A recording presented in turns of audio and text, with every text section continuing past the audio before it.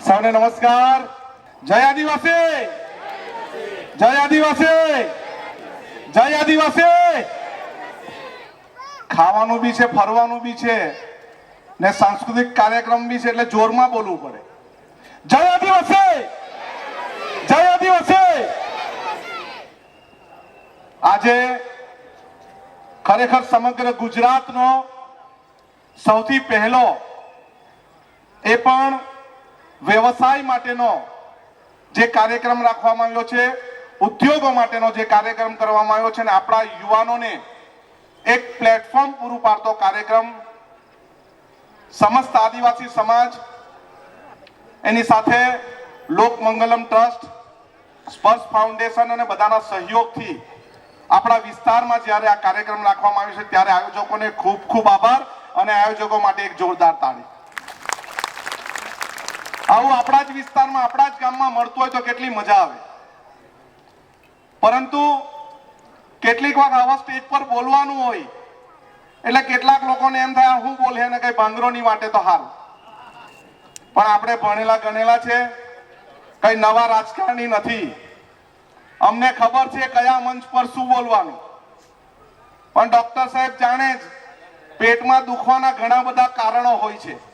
આપણે કોઈનું પેટ દુખાડવું નથી, પરંતુ મેં મારી જ વાત કરીશ કે આ વ્યવસાય મેળો કદાચ 20 વર્ષ કે 25 વર્ષ પહેલા હતે તો હું કોઈક મોટો બિઝનેસમેન બની જતે. 10મા ધોરણ પછી, 10મા ધોરણની પરીક્ષા આપ્યા પછી ઘરની આર્થિક પરિસ્થિતિ મારી ખૂબ ખરાબ હતી અને એના કારણે ઉનાઈ માતાજીના મંદિરની બહાર નાળિયેર ફૂલ પ્રસાદ અને હારનું વેચાણ કર્યું. MA કર્યું ત્યાં સુધી, માસ્ટર ડિગ્રી કરી ત્યાં સુધી. એટલે કોઈ બી વ્યવસાય નાનો હોતો નથી, પરંતુ એ વ્યવસાયમાંથી મારા મોટો ભાઈ એન્જિનિયર થયો, મારી બેન છે એણે ગ્રેજ્યુએશન ડબલ ગ્રેજ્યુએશન પૂરું કર્યું અને મેં MA BEd પૂરું કર્યું, માત્ર ને માત્ર ફૂલ અને પ્રસાદીના વ્યવસાયથી. પછી હું અટકી નથી ગયો, પછી હું સરપંચ બન્યો અને પછી ત્યારે પણ મારો વ્યવસાય ટ્યુશન ક્લાસીસનો ચાલુ હતો, પટેલ ટ્યુશન ક્લાસીસ. એમાંથી ઘણા બધા વિદ્યાર્થીઓ ડોક્ટર, એન્જિનિયર અને શિક્ષકો થયા છે. એટલે આપણે આ વ્યવસાય મેળામાં છે, જ્યારે આજે નાળિયેરના કૂચામાંથી બનેલા ફૂલના કુંડા જ્યારે મેં જોયા ત્યારે મેં એવું વિચારતો હતો મેં નાળિયેરનો કૂચો નદી પર ફેંકવા જતો. એ જ કૂચાને આપણે જ્યારે અત્યારે કંઈક સારા કામ માટે વાપરી શકીએ છીએ, ત્યારે આ મંચ આપણને સારો મળ્યો છે. આ મંચનો ઉપયોગ કરવો જોઈએ અને આવી રીતે દરેક વિસ્તારમાં આ ટ્રાઇબલ મેળાઓ થવા જોઈએ. ઘણા બધા વ્યવસાય કરતા, કોઈ સાબુનું ઉત્પાદન કરતું હતું, કોઈ ક્રીમનું ઉત્પાદનની વાત હતી, ત્યારે અમે એક જ સવાલ પૂછતા હતા કે તમે જાતે મેન્યુફેક્ચર કરો છો કે નથી. હવે આપણે પોતે ઉત્પાદક બનવું પડશે. આપણે કોઈકની પાસે લાવીને કોઈકને વેચવાના, એની ઘણી બધી મોટી એની કિંમત આપણે મૂળ માલિકને ચૂકવવી પડતી હોય છે. ત્યારે માલિક એવો શોધો અથવા એવો ઉત્પાદક, પોતે ઉત્પાદક એવા બનો જેના કારણે આપણાથી ઉત્પાદન સારું થાય અને આપણે એ ઉત્પાદનથી આપણા લોકોને, આપણા સમાજને આગળ લાવી શકીએ. કઈ કઈ રીતે વ્યવસાયમાં જવાય, કઈ રીતે ન જવાય, એ આપણે ખાસ જોવું જરૂરી છે. અત્યારે ઘણા બધા શિક્ષકોના છોકરા છે, નિવૃત્ત અધિકારીઓના છોકરા છોકરીઓ છે, એ ઘણા બધા વ્યવસાયમાં આગળ આવશે. પરંતુ આપણે વ્યવસાય કરવો હોય તો આપણે આર્થિક રીતે સદ્ધર પણ થવું પડે.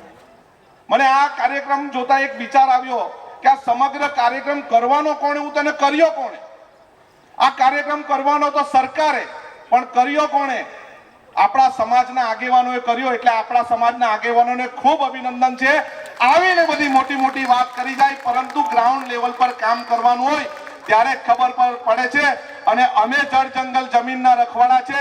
અમે કોઈ પણ આદિવાસી પર અન્યાય થશે તો અમે અમારા જીવની પરવા નથી કરવાના, છેલ્લા શ્વાસ સુધી લડવાના છે. એટલી સમજી લેવાની વાત છે.